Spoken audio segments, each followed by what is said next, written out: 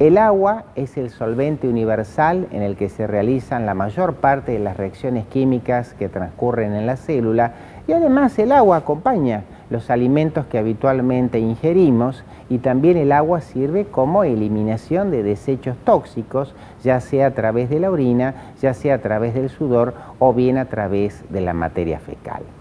El 60% de nuestro organismo humano está formado por agua. Si yo peso 70 kilos, el 60% de esos 70 kilos son 42 kilos, es decir, que representan 42 litros como volumen de agua corporal total. Es importante destacar que de ese 60%, un 45% de la cantidad de líquido que forma nuestro volumen está presente dentro de las células, un 10% en el intersticio y un 5% en el plasma. Es importante destacar que el agua habitualmente tiene un balance de distribución. Nosotros debemos incorporar entre 2,5 litros a 3 litros de agua por día.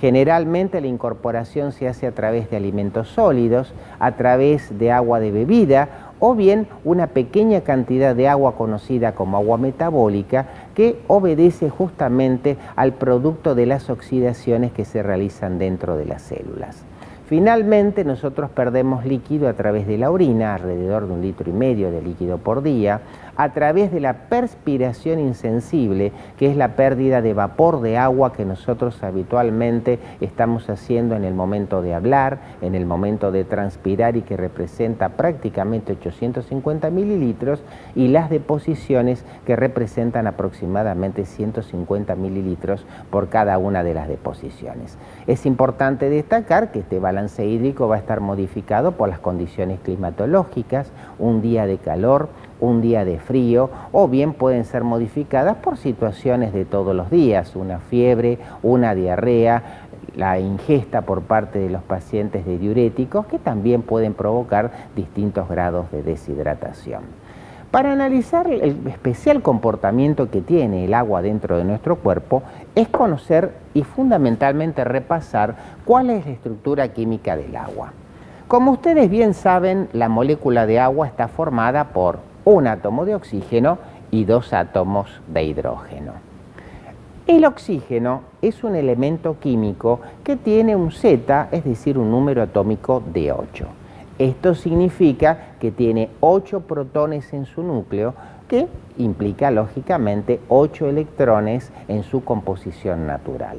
Como ustedes bien saben, habitualmente estos 8 electrones, 2 se distribuyen en la primera capa y 6 en la capa de valencia, de tal manera que para completar el octeto, el oxígeno debe pedir prestado a distintos elementos químicos electrones para poder completar esos 8 electrones en su última órbita. ¿Qué mejor que cada átomo de hidrógeno aporte justamente un electrón y de esa manera tan particular el oxígeno como elemento altamente electronegativo que busca completar su octeto se rodee de densidades de carga negativa justamente por la atracción de un electrón de cada uno de estos átomos de hidrógeno. A su vez, cada uno de estos átomos de hidrógeno que está de alguna manera perdiendo su electrón va a quedar con una densidad de carga positiva. De tal manera, un dato importante, si bien la molécula de agua es eléctricamente neutra, esta disposición especial de cargas eléctricas genera una asimetría eléctrica que lleva a que la molécula de agua se comporte como un dipolar, es decir, con un ion con una densidad de carga negativa alrededor del oxígeno y con densidades de carga positiva alrededor de los átomos de hidrógeno. Por otra parte, la disposición de los enlaces entre el oxígeno y cada uno de los hidrógenos genera una angulación de aproximadamente 104,5 grados que determina el especial comportamiento que tiene la molécula de agua como molécula solvente. Como ustedes saben, estos oxígenos habitualmente, este oxígeno mejor dicho, dirige sus enlaces hacia los hidrógenos y los electrones no compartidos hacia distintos ángulos, conformando una estructura tetraédrica irregular que corresponde a la distribución particular y geométrica que tiene la molécula de agua en el espacio.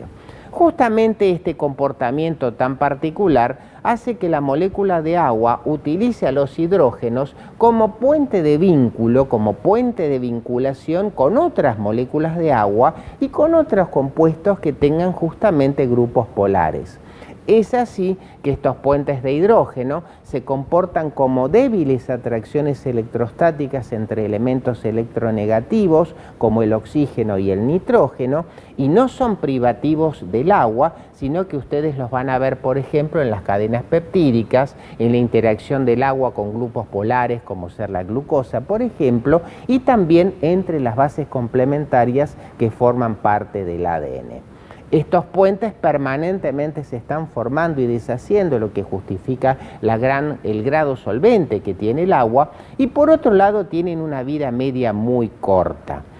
Surge otro hecho evidente: no todas las moléculas son capaces de formar puentes de hidrógeno con el agua. A esas moléculas las llamamos moléculas apolares. En tanto, todas las moléculas que sean capaces de formar puentes de hidrógeno con el agua las vamos a llamar justamente moléculas polares, como podrían ser, por ejemplo, los grupos oxidrilos que están presentes en los glúcidos, que tranquilamente pueden formar puentes de hidrógeno con el agua y de esa manera justificar su solubilidad en el líquido elemento. Finalmente, es importante considerar que, ya que destacamos la importancia del agua como solvente universal, en muchos procesos médicos puede haber pérdidas de líquido por distintas situaciones. Eso es lo que se conoce con el nombre de deshidratación. Las deshidrataciones pueden ser de distintos tipos. Las más frecuentes de todas, provocadas por una fiebre banal, por una gripe o simplemente por una diarrea o una transpiración exagerada después de una actividad física intensa, es lo que se conoce como deshidratación isotónica, en la cual hay una pérdida equivalente tanto de agua como de iones.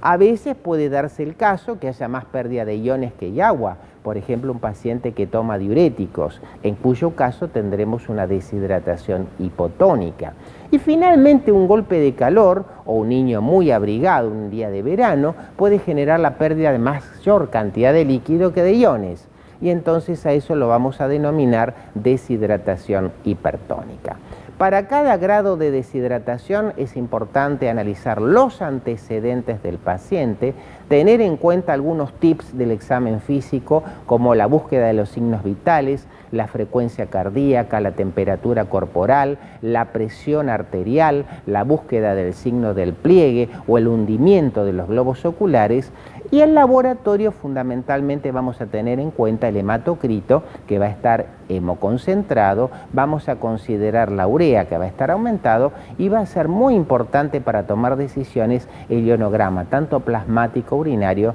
que tiene el paciente. Desde ya, muchas gracias.